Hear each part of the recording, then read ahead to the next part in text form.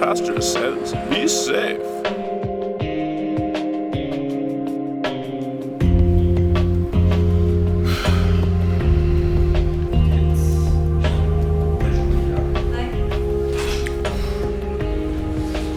The whole straight through. Oh, that's disgusting. Oh, get a ring, pierce it.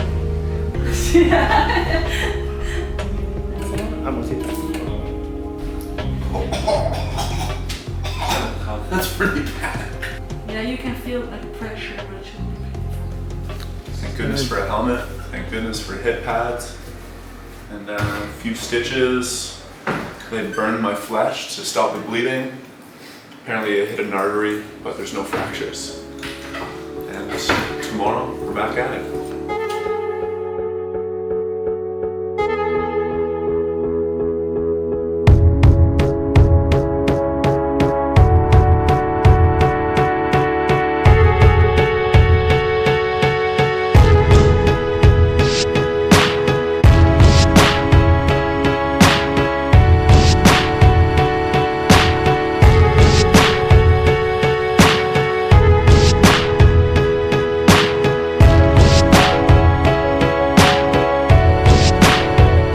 One of the big parts of the racing scene is obviously, and the whole downhill skating culture, is the wheels you ride.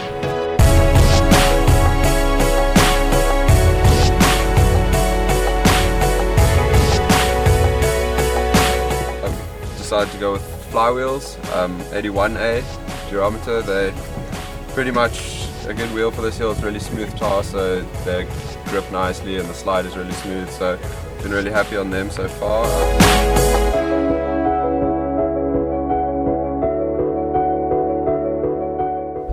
For the rain yesterday, I went and cut some grooves in because I didn't bring rain wheels, but it seemed to work. The track here is quite grippy, so it's good.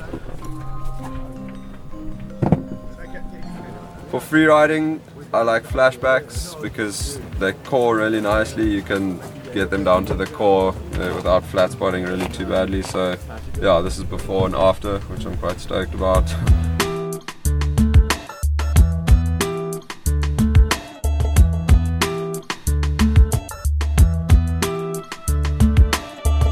Then every wheel company is different. Orange 80 orangutan is a bit comparable to 78A Sector 9 wheel. Just the way they measure it is not different, but the different urethanes act totally different.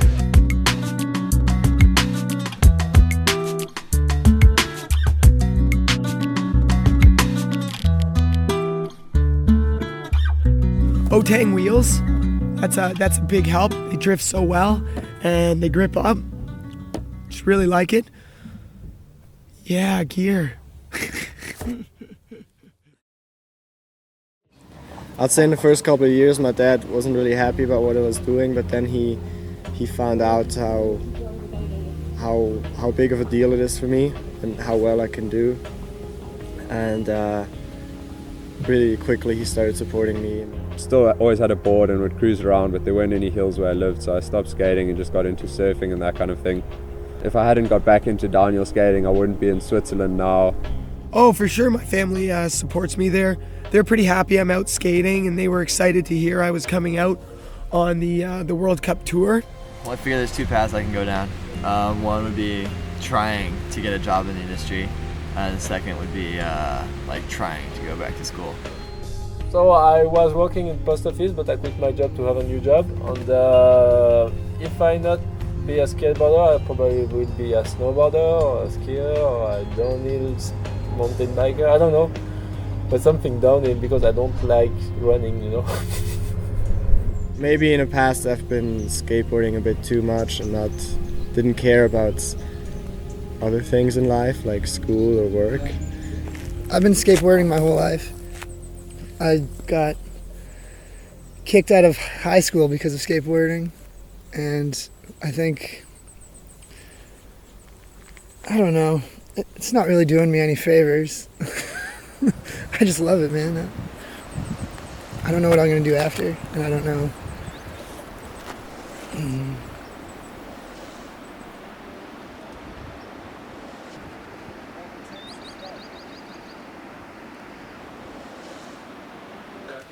Cool spot.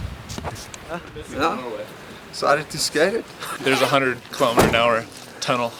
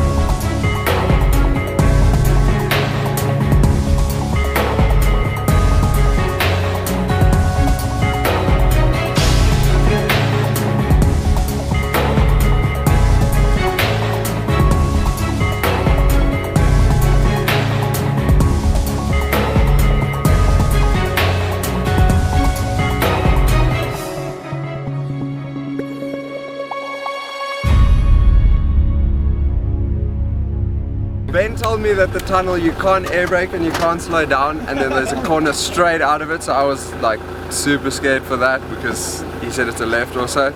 So I was thinking like toe side at 100, okay, see what happens, and then I saw it was far away, I was like, okay, cool. But I was scared, but I really did enjoy it.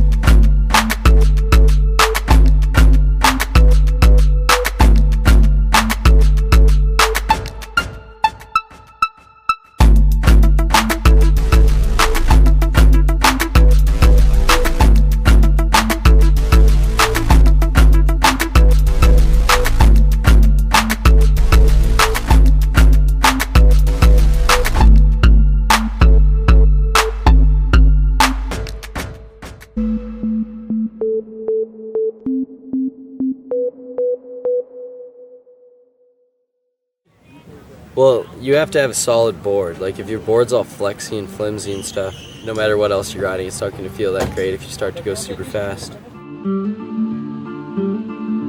The people at Quebec luckily helped me build a new board. And it's a shorter wheelbase drop board. There's less drop, so it's quite a bit stickier in the corners.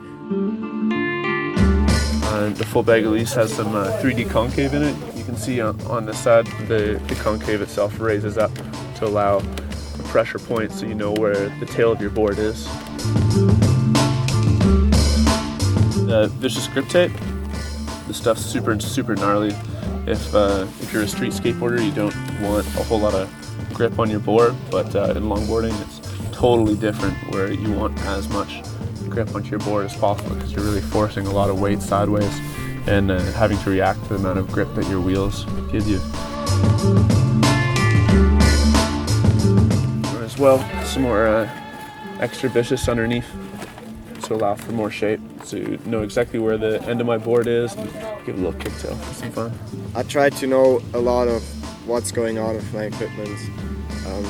I have adjustable base plates on my trucks and hardly anyone has that, and I actually adjust them like by 3 degrees and I think it makes a difference.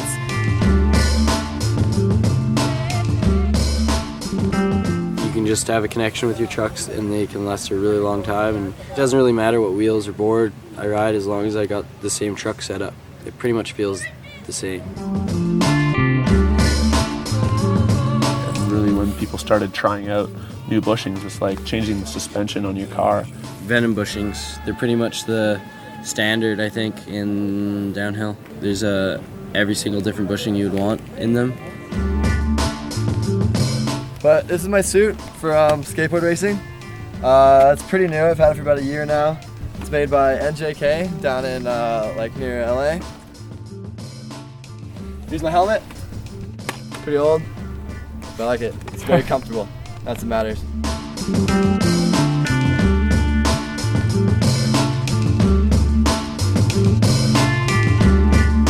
Say something about the helmet and leathers.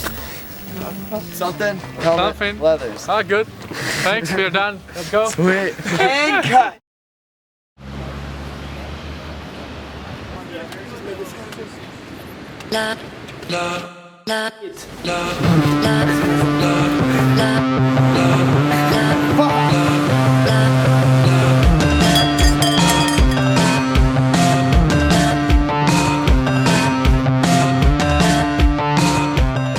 It's Patrick's birthday today, he got a watch.